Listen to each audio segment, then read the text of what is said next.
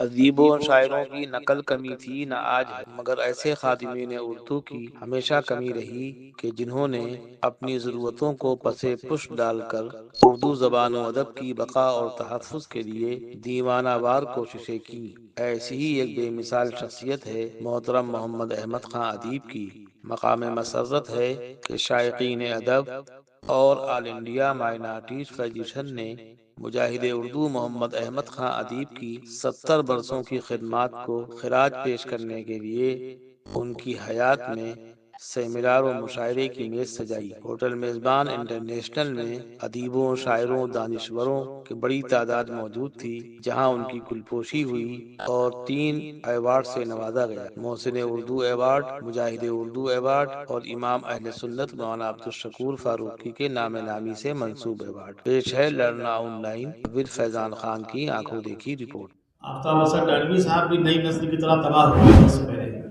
جاتے جاتے آدمی ٹھیک ہوتا ہے، لیکن یہ پہلے سے ٹھیک تھے، نمازی تھے، روزدار تھے، حد ہے کہ یہ اعتکاف میں بیٹھتے تھے۔ تو وہ تمام بدعات جو آج نئی نسل میں ہیں وہ بڈھوں نے بھی اوڑھ لی ہیں۔ خدا کا شکر ہے کہ پروفیسر خان محمد عاطف صاحب، احمد ابراہیم نقوی صاحب اور آج کے مرکزی کردار جناب محمد احمد خان ادیب صاحب اس بدعت قبیحہ سے ابھی تک آزاد ہیں۔ یہ لوگ کسی محفل میں جاتے ہیں تو محفل کے تقاضوں کو پورا کرتے ہیں، موبائل قطع نہیں دیکھتے۔ یہ کہتے ہیں دیکھنا ہے تو اپنے محبوب کو دیکھا جائے، شاعر کو دیکھے، ادیب کو دیکھے۔ اس سے اچھا عمل مستحسن اور کیا ہو سکتا ہے۔ آج کی محفل میں لوگ آتے رہیں گے، جاتے رہیں گے۔ یہ لکھنؤ کی ایک ریت ہے کہ یہاں لوگ وقت سے نہیں پہنچتے، جو وقت خاتمے کا ہوتا ہے وہی وقت ان کے آغاز کا ہوتا ہے۔ دیر سے لوگ آتے ہیں اور عادی ہیں۔ ان کا یہ خیال ہے، قیاس ہے کہ رسگلے بچھے ہوئے ہیں، تکلفات کی بارش ہے، وہ رسگلے پھوٹنے بھی نہ پائیں اور یہ اپنی منزل تک پہنچ جائیں۔ اسی روش کے تحت دیر ہوتی ہے اور اس دیر کے سبب جو اصل لوگ ہیں، جو واقعی وقت کے پابند ہیں، ان کو اذیت جھیلنا پڑتی ہے۔ آج بھی یہی صورتحال ہے۔ ڈاکٹر عصمت بلی آبادی صاحب کو تشریف لانا تھا، غالباً کہیں پھنس گئے ہیں جامعہ میں وہ۔ اگر آ جائیں گے تو میں ان کو زحمت دوں گا۔ رحمت رسول صاحب فون کر رہے ہیں، یعنی یہ امین آباد سے چل چکے ہیں۔ ڈاکٹر سنجے مشرا شوق صاحب تشریف لے آئے، وہ اسٹیج پہ آ گئے۔ اسٹیج کا ہمارا طریقہ یہ ہے کہ کتنے قداور لوگ ہوں، لیکن جو لوگ ہم کو نظر آتے ہیں انہیں کو بیٹھا دیتے ہیں، بعد والوں کو پھر کہیں وہ ویٹنگ لسٹ میں رہتے ہیں۔ تو ایک صاحب نظر آئے تو میں نے ان کا نام بھی لیا، لیکن وہ جاتے رہے۔ تو جانے والے کبھی نہیں آتے، جانے والوں کی یاد آتی ہے۔ ڈاکٹر سنجے مشرا شوق صاحب ڈاکٹر رئیس خان کے بغل میں۔ میں چاہتا ہوں آج کی محفل کا آغاز قاری شمس الہدیٰ رحمانی صاحب تشریف رکھتے ہیں، انہی کی قرأت سے آج کی محفل کا آغاز ہو۔ اور قاری صاحب اتنا پڑھیے کہ فرشتے جو واپس چلیں گے وہ آ جائیں۔ سورہ بقرہ بالکل نہ پڑھیے گا، کیونکہ یہ مظاہرہ کے رد نہیں ہے۔ آپ کے ذہن میں کہیں نہ کہیں یہ رہتا ہے کہ لوگ سمجھیں کہ میں 3 پشتوں کا قاری ہوں، لہذا تینوں پشتوں کو نپٹا دوں۔ تو پچھلی بار ایک قاری نے مجھ سے کہا کہ قاری صاحب نے تینوں پشتوں جو آپ بار بار کہتے ہیں کہ ان کی 3 پشتیں قاری ہیں، لوگ یہاں 3 حافظ نہیں ہوتے، ان کے یہاں 3 پشتیں قاری ہیں، تو انہوں نے تینوں کا حق ادا کر دیا۔ آج آپ انا اعطیناک کل کوثر میں کام چلائیے، اس لیے کہ عمر کی جس منزل میں ہے اس میں سورہ بقرہ صحت کے لیے ٹھیک نہیں ہے، اس کو وظیفے کے طور پہ پڑھیے۔ جناب قاری شمس الہدیٰ رحمانی صاحب تسنیم فاروقی کے اس شعر کے ساتھ کہ سفر میں ہے ابھی قرآن کا ایک ایک گل بوٹا، سفر میں ہے ابھی قرآن کا ایک ایک گل بوٹا، گزرتی جائیں گی صدیاں معانی کھلتے جائیں گے۔ اس شعر کے ساتھ میں آپ کو زحمت دیتا ہوں، تشریف لائیں۔ اعوذ باللہ من الشیطان الرجیم، بسم اللہ الرحمن الرحیم۔ ان الذین کفروا ینادون لمقت اللہ اکبر من مقتکم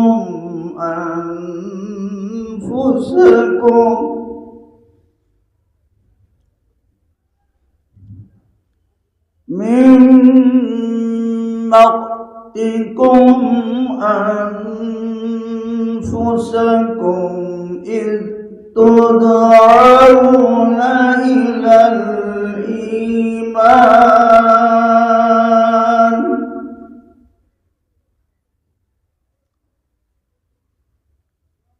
من مقتكم أنفسكم أنفسكم إذ تدعون إلى الإيمان فتكفرون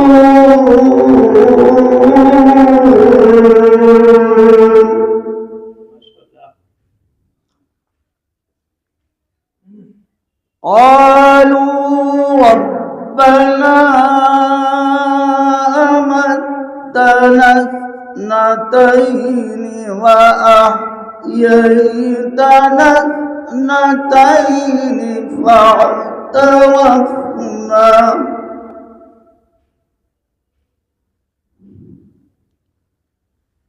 قالوا ربنا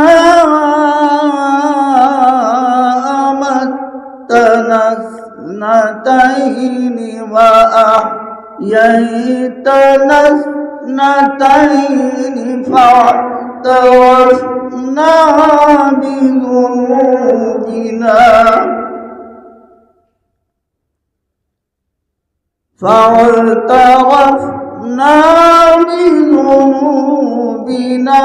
فهل إلى خروج من سبيل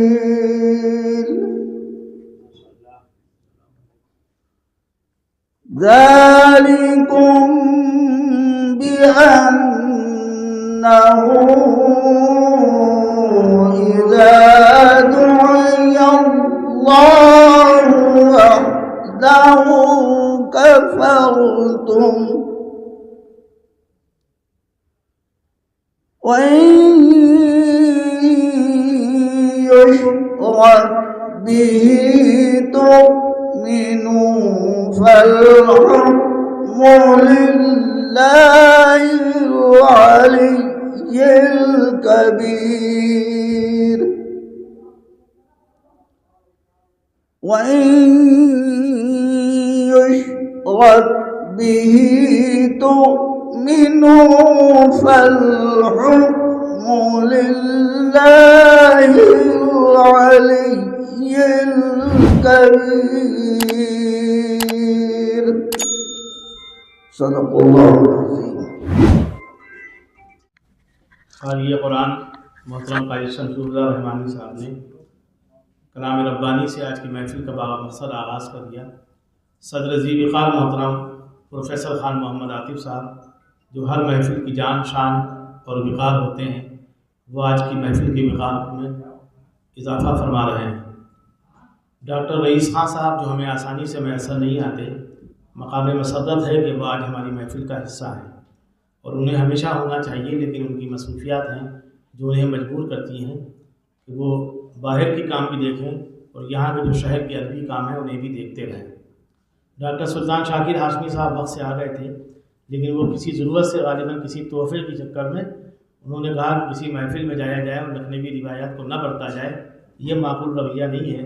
اس لیے وہ فی الحال وقتی طور پہ گئے تھے، لیکن اب جب تک کہ محفل ختم نہ ہو ان اللہ وہ محفل کی زینت رہیں گے. وہ تشریف لے آئے ہیں، ان کا استقبال ہے. اور تمام تر ہماری محفل کے جو بھی لوگ صفحے اول سے صفحے آخر تک ہیں ان سب کا استقبال ہے. ابو محمد صاحب کے اس شعر کے ساتھ کہ کہاں یہ ہوش کہ کچھ اہتمام ہم کرتے، کہاں یہ ہوش کہ کچھ اہتمام ہم کرتے، یہ بام و در تیرے آنے سے جگمگائے ہیں. رفیق ادب جناب رئیس خان صاحب نے یہ طے کر رکھا ہے کہ اگر آج پدم شری مقبول احمد دانی نہیں ہیں، حاجی نعمت اللہ نہیں ہیں، زین العابدین نہیں ہیں، جسٹس صغیر احمد نہیں ہیں، تو ان کا دم بہت غنیمت ہے. انہوں نے تمام ذمہ داریوں کو اپنے سر پہ اوڑھ رکھا ہے. شرط یہ ہے کہ ان سے رابطہ کیجیے اور بتائیے کہ ادب کے نام پہ مجھے فلاں کام کرنا ہے. عنوان سے ان کو کوئی لینا دینا نہیں، نہ یہ کوئی مشورہ دیتے ہیں نہ غیر ضروری مشورہ قبول کرتے ہیں، لیکن اس طرح سے یہ بالکل ولیوں کی طرح کام کرتے ہیں کہ ان کا نام کہیں نہ آنے پائے، بس کام ہو. تو اس طرح ان کو محفل میں کوئی باندھ کے لے آئے، یعنی یہ تو ان کے محمد احمد خان چچا ان کو کہتے ہیں اور مجھ سے کہا کہ جو کام آپ مجھے کرنا تھا وہ آپ نے کر دیا. تو میں نے کہا کر آپ ہی رہے. اسی لیے آل انڈیا مائنارٹی فیڈریشن کا نام بہت جلی حروف میں درج ہے، 3 تنظیموں کا نام اس میں آ جاتا ہے، اتنا ہی کام ان کا پھیلا ہوا ہے. تو آج خوشی اور مسرت کا موقع یہ ہے کہ ڈاکٹر رئیس خان صاحب ہمیں میسر آ رہے ہیں. ڈاکٹر سلطان شاکر ہاشمی صاحب بھی بے پناہ مصروف رہتے ہیں. لیکن وہ اپنی تمام تر مصروفیات کو ترک کر کے صرف ادیب صاحب کی محبت میں یہاں تشریف لائے ہیں، ان کا استقبال ہے۔ ڈاکٹر سنجے مشرا شوق صاحب کی والدہ تقریباً 2 ہفتے پہلے اس دنیا سے رخصت ہو گئیں۔ ان کے اوپر کیا کیفیات ہو گئی، کیا کچھ ان پہ گزرا ہوگا۔ گھر کے وہ بڑے بیٹے ہیں اور مسلمانوں کے علاوہ، مسلمانوں تو اتنی ذمہ داری چھوٹے بڑے پہ نہیں ہے، لیکن ہندوؤں کے یہاں جو بڑا بیٹا ہوتا ہے اس کی بڑی ذمہ داریاں ہوتی ہیں۔ اس لیے جب تک ان کے یہاں ترہی نہ ہو جائے یہ لوگ باہر نہیں نکلتے۔ یہ اپنے گھر سے آج نکلے ہیں پہلی محفل کے لیے۔ ادیب صاحب کے لیے ان سے وعدہ تھا کہ میں آؤں گا، کچھ پڑھوں گا یا بولوں گا۔ تو پڑھنے کی شرط اس لیے نہیں کہ میں نے اس بیچ ان کو بالکل کہا ہی نہیں کہ آپ کو کچھ لکھنا ہے، لیکن کچھ نہ کچھ یہ ان کے متعلق گفتگو کریں گے۔ بالکل آخری جو کیل ہوگی وہ پروفیسر خان محمد عاطف کے روپ میں ہے۔ وہ جو کچھ یہاں پہ کیلیں نصب کر دیں گے اس کے آگے پھر کسی کے سب کے پر جلتے ہیں، تو پھر کوئی تقریر نہیں کرے گا، وہ آخری تقریر پروفیسر خان محمد عاطف صاحب کی ہوگی۔ دونوں شخصیات اتنی قداور ہیں، محمد احمد خان ادیب صاحب اور خان محمد عاطف صاحب، کہ جس کو نہ بتایا جائے وہ طے کرنا مشکل ہوگا کہ اس میں ادیب کون ہے اور خطیب کون ہے۔ دونوں لازم ملزوم ہیں، یعنی ان کے فوری بعد مجھے ان کے اوپر سیمینار کی میز سجانا ہے۔ 3 مہینے کے بعد مئی کا مہینہ ہوگا، چلچلاتی دھوپ ہوگی، لیکن جو ان کے شہدائی اور فدائی ہیں وہ انشاءاللہ یہاں تشریف لے آئیں گے اور ان سب کا پھر اسی ہوٹل میزبان انٹرنیشنل میں استقبال ہوگا۔ جناب مسعود شاہجہاں پوری صاحب تشریف لے آئے، وہ آگے آ جائیں۔ جناب نصیر احمد نصیر صاحب آج کے کنوینر ہیں، زبیر انصاری صاحب کنوینر ہیں، اور ہم صاحب نر، سبھی نر ہیں۔ سید مجاہد صاحب دیکھیے یہ ہوتا ہے کہ بڑی نمائشی دنیا ہے، سامنے رہیے، نظر سے دور ہوا جو وہ دل سے دور ہوا۔ دل میں تو یہ تھے لیکن ہماری نظر نے کام نہیں کیا۔ آپ ان کو نصیر بھائی لے آئیے، کرسی ہم نے چھوڑ کے رکھی دیکھیے باقاعدہ۔ مجاہد صاحب بہت قاعدے سے علیل ہیں، لوگ تو صرف بیمار ہیں فیشن کے طور پہ، لیکن یہ ہیں بیمار۔ اور ادیب و شاعروں کا مسئلہ یہ ہوتا ہے کہ وہ حساس ہوتے ہیں، اس لیے وہ حساس دل ہونے کی وجہ سے دل کے معاملات زیادہ بگڑتے ہیں۔ تو انہوں نے معاشقہ کبھی کوئی نہیں کیا، لیکن ان کو عشق رسول ہے، سچے عاشق رسول ہیں، اس لیے ان کے چہرے کی چمک اور دمک کو دیکھا اور سمجھا جا سکتا ہے۔ عرب نیوز سے وابستہ رہے، ہمیشہ انہوں نے قلم کے سپاہی رہے اور قلم کے جوہر دکھائے۔ تقریباً 5 کتابوں کے مصنف ہیں، جتنا اردو میں لکھا ہے، عربی میں لکھا ہے، اتنا ہی انگلش زبان میں لکھا ہے۔ یعنی جس کو 2 جملے بولنے کے بعد عربی خراب ہو جاتا ہے، وہ زبان ان کو باقاعدگی سے آتی ہے، اس میں ترجمے کا فن بھی آتا ہے، حد ہے کہ مضمون لکھتے ہیں۔ وہ مضامین کی کتاب بھی عنقریب ہم لوگوں کے روبرو ہوگی، اور جو لوگ انگریزی زبان میں درک رکھتے ہیں وہ اس سے استفادہ کریں گے۔ کہیں نہ کہیں ہمارے دولہا کا ذکر اس میں کم ہو رہا ہے، تو جو بھی آئے گا وہ آج جناب خان محمد عاطف صاحب کی گفتگو نہ کر کے 3 مہینے کی پہلے تیاری کرے گا کہ آج پروگرام کیسا ہوا ہے اور اسی شان و وقار کا پروگرام کیسے دوبارہ ہوگا۔ اس کے لیے خان محمد عاطف صاحب سے پہلے مجھے آج کے مرکزی کردار جناب محمد احمد خان ادیب صاحب کی گفتگو کرنا ہوگی۔ یہ گفتگو کی میز انہی کے لیے سجی ہے، بہت سی شخصیات ابھی آتی رہیں گی۔ قاری صاحب نے قرض سے آغاز کر دیا۔ ادیب صاحب کا انقلابی کارنامہ یہ ہے کہ جب لوگ خواب غفلت میں سو رہے تھے، سن 47 کے بعد ملک آزاد ہوا، اردو آزاد نہیں ہوئی، اردو کا دیش نکالا ہو گیا۔ اس وقت میں ان کو فکر لاحق ہوئی۔ ان سے قبل جناب اسحاق علمی صاحب جو سیاست کے ایڈیٹر تھے، انہوں نے ایک بگل بجایا اردو کے لیے کہ اردو کی ترقی و بقا، اس کے تحفظ کے کام کا بیڑا ہم اردو والوں کو اٹھانا چاہیے، ہمیں دوسرے کے کندھوں پہ یا حکومتوں پہ بھروسہ نہیں کرنا چاہیے۔ اسی کام کو پورے شد و مت کے ساتھ بعد میں سن 67 میں مجاہد اردو محمد احمد خان ادیب صاحب نے اپنے کاندھوں پہ اٹھا لیا، اردو محافظ دستہ قائم کیا، اور اس میں جو قداور لوگ تھے وہ سب دنیا سے رخصت ہو گئے، سوائے خان محمد عاطف صاحب حیات ہیں بحمداللہ، جنہوں نے رابطہ کمیٹی وغیرہ میں بڑا اہم کام کیا۔ لیکن اردو محافظ دستے کے حوالے سے جو کام محمد احمد خان ادیب کا ہے وہ ناقابل فراموش ہے۔ سن 67 میں انہوں نے اردو یا موت کا نعرہ دیا۔ تو یہ اگر صرف نعرہ ہوتا تو جیسے اور نعرے ڈوب جاتے ہیں اسی طرح سے ان کا بھی یہ نعرہ، بلکہ اس سے بڑا کوئی نعرہ ہوتا تو ڈوب جاتا۔ لیکن جو انہوں نے نعرہ دیا اس کے لیے انہوں نے اپنے جان کی پرواہ نہیں کی، بازی لگا دی، اور سن 67 میں یہ یو پی اسمبلی کے سامنے انہوں نے دھرنا دیا، مظاہرہ کیا، اور اس مظاہرے کا اثر یہ پڑا کہ جب 10 دن گزر گئے اور کسی طرح سے یہ دانہ پانی کے لیے مجبور نہ ہوئے، ہر طرح کی کوشش کی گئی، کچھ کھا لے کچھ پی لے، اور ان کی موت پہ بنائی، تو ایک ان کو ڈی ایم کے ذریعے ایمبولینس بھیج کے باقاعدہ جیل تک پہنچایا گیا۔ جیل میں بھی ان کا وہی رویہ رہا جو ہونا چاہیے مسلمان کا، اردو والے کا، وہاں بھی یہ کچھ کھانے کے لیے تیار نہیں تھے، دودھ دیا گیا تو انہوں نے پھینک دیا وغیرہ وغیرہ. تو بہت مجبوری میں ان کو انجیکشن لگا دیا کہ کوئی طریقے سے زندہ رکھا گیا. 3 مہینے تک اردو کے لیے قید و بند کی صحبتیں جس شخص نے برداشت کی وہ نام مجاہد اردو محمد احمد خان ادیب کا ہے. محمد احمد خان ادیب کا سفر یہیں تمام نہیں ہوا. وہ اردو کے لیے جدوجہد کرتے رہے اور بالآخر وہ دن بھی آیا جب اردو کو دوسری سرکاری زبان تسلیم کر لیا گیا. انہوں نے یہ طے کیا تھا جب تک ہمارا مطالبہ نہیں پورا ہوگا ہم کوئی سرکاری مراعات یا غیر سرکاری عہدہ بھی قبول نہیں کریں گے. وہ وقت تو نکل گیا، انہوں نے اس کے بعد بھی کوئی عہدہ قبول نہیں کیا. اتر پردیش اردو اکیڈمی، فخر الدین کمیٹی یا کسی کمیٹی سے یہ صدر سیکریٹری خزانچی کے حوالے سے وابستہ نہیں ہوئے. تعلیمی بیداری کے لیے البتہ انہوں نے یہ کیا کہ جو تعلیمی ادارے سے ان کی سرپرستی کرتے رہے، بالخصوص سنی کالج سے وابستہ ہوئے، اس کے سرپرست رہے. پہلے محمد رفیع صدیقی صاحب کو انہوں نے متعارف کرایا. وہ سیاسی طور سے متعارف تھے لیکن وہ کچھ علم کے بھی کام کر سکتے ہیں، اس کے لیے انہیں کسی مضبوط کندھے کی ضرورت تھی. وہ کاندھا جناب محمد احمد خان ادیب کا تھا. انہوں نے ان کو متعارف کرایا. اس کے بعد ان کے بیٹے فصیح کے سر پہ ہاتھ رکھا اور اب ان کی تیسری نسل یعنی ان کا بسر دادا رفیع صدیقی صاحب کا، اس کے بھی سر پہ ان کا ہاتھ ہے. تو سر پہ ہاتھ کا مطلب یہ نہیں کہ جو کچھ وہاں گڑبڑ ہوگا اس میں بھی ان کا ہاتھ ہے. جتنا کچھ اچھا ہو رہا ہے وہ سمجھ لیجیے کہ ان کی وجہ سے ہو رہا ہے. اس کے لیے بھی تالیاں ہونی چاہیے. تیسرا بڑا گوشہ ہے مدح صحابہ. مدح صحابہ کے حوالے سے بھی ان کی قربانیاں کم نہیں ہیں.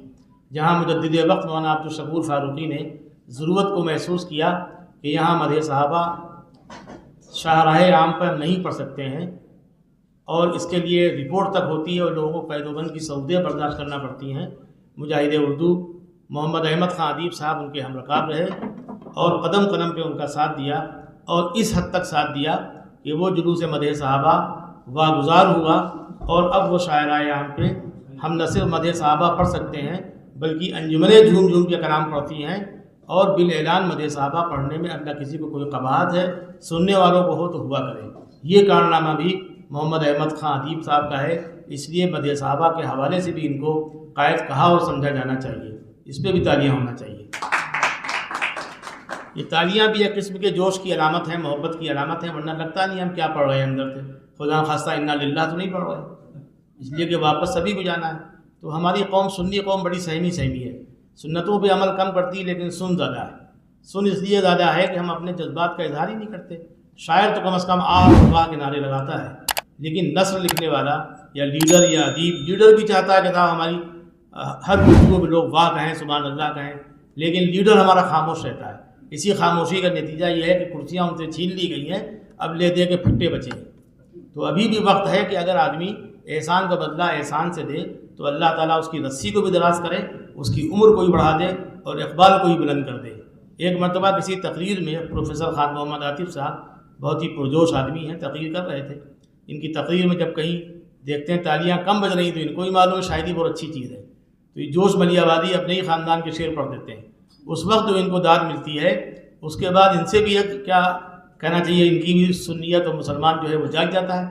تو انہوں نے کہا کہ ہمارے لیے تالی بجانے والوں کی پوری ایک قوم ہے اللہ نے پیدا کر رکھی ہے اور وہ مکارم نگر ایک محلہ ہے، تو اس سے آپ لوگوں کا تعلق نہیں ہے. بات تو ان کی صحیح تھی لیکن وہ موقع ٹھیک ٹھاک نہیں تھا. اسی طرح اس کا اظہار ہو رہا تھا، وہ سب پبلک سوکھ گئی کہ اب کیسے بتا کہ خاص زندہ باد، اور وہ زندہ باد کہہ نہیں پا رہی. آج یہاں آپ لوگ تالی والی سب بجا سکتے ہیں، اس سے لگے تالی بجانے والے نہیں بلکہ ہم اپنے جذبات کا اظہار کر رہے ہیں کہ جس چیز کو ہم پسند کرتے ہیں اس پہ ہم سبحان اللہ ماشاء اللہ الحمدللہ کہیں. جیسے ہمارے یہاں مجاہد سید صاحب ہیں، اگر یہ 35 سال وہاں نہ رہے ہوتے سعودی عرب میں تو آج ہم سب میں شاعر بھی زیادہ ہوتے اور طریقہ دار بھی آ گیا ہوتا. تو جس طرح مصرے کو یہ اٹھاتے ہیں اور جس طرح شعر پڑھتے ہیں، ان کے بعد بہت ہی سریا قسم کے شاعری پناہ مانگتے ہیں کہ بھیا مجھے نہ بلانا، ورنہ ان کے جو ان کی آواز میں گھنگرو ہیں اس کے بعد آسانی سے کوئی ڈھولک پٹ نہیں پاتی ہے. جناب مجیب صدیقی صاحب یہاں تشریف لے آئے ہیں، ان کا بھی استقبال ہے، اور خاندان مجاہد کے معصوم بچے جو ان کے پسردادے وغیرہ ہیں وہ بھی سب تشریف لائے ہیں. اقبال صاحب ہیں، ڈاکٹر منصور خان صاحب شائقین ادب کے نائب صدر ہیں اور جنرل سیکریٹری ہیں جناب نصیر احمد نصیر صاحب، ان کو چاہیے آگے بیٹھا کریں تاکہ لوگ ان کو دیکھتے رہیں. اور سبھی طارق سخا صاحب تشریف لے آئے، ضیاء اللہ صدیقی صاحب یہاں تشریف رکھتے ہیں، جہاں سلیم صاحبہ بالکل وقت پہ آ گئی تھیں، یوگیش مصرا صاحب تشریف لے آئے. ان کا بھی استقبال ہے. تو یہ جس ہندوستان کو بنانے کی کوشش کی تھی آپ نے، جی جس ہندوستان کو آپ نے بنانے کی کوشش کی تھی، گنگا جمنی اور جمہوریت کا جو آپ نے اتنے دنوں تک ڈھول نہیں پیٹا بلکہ باقاعدہ عملی طور پہ کر کے دکھایا. یعنی جب ہولی دیوالی کی تقاریب ہوتی ہیں اور یہاں پہ امین آباد میں اس کا اسٹیج سجتا ہے، تو وہاں مجاہد اردو محمد احمد خان ادیب کی ضرورت پڑتی ہے. ان کو بلا کے وہ لوگ بٹھاتے ہیں، ان کے باقاعدہ پیر چھوتے ہیں، ان سے آشیرواد لیتے ہیں اور سال بھر تک خوش و خرم رہتے ہیں. تو اسی ہندوستان کے فروغ کے لیے ضروری ہے کہ جناب سنجے مشرا شوق صاحب بھی ہوں اور دوسرے پنڈت جناب یوگیش مشرا صاحب، دونوں کا استقبال ہے. بھائی عصمت صاحب تشریف لائے، ان کا نام میں کئی بار لے چکا ہوں، تو میں یہ جان بوجھ کے نام نہیں لے رہا ہوں تاکہ ان کو احساس ہو کہ مجھے کیوں نہیں دیکھ رہے. اس سے پہلے رئیس خان صاحب بھی مجھ سے کہہ چکے ہیں کہ عصمت صاحب آ گئے، تو میں نے کہا جب ان کو آنے میں اتنا وقت لگا تو مجھے بولنے میں جو ٹائم لگے گا.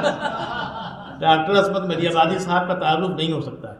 ڈاکٹر عصمت مدی آبادی صاحب کو جب معلوم ہوا کہ آج چچا کی صدارت ہے تو انہوں نے کہا اس ذمہ داری سے میں بری الذمہ ہو گیا اور ہماری ذمہ داری کم ہو گئی تو میں دیر سے بھی آ سکتا ہوں. تو خدا نخواستہ کوئی تعویل یا جواز نہیں ہے، بلکہ کہا جب چچا کی صدارت کا اعلان ہو جائے، محفل بپا ہو جائے تب میں آؤں گا. وہ اپنے وقت سے آئیں، آپ کا استقبال ہے ہمیشہ کی طرح.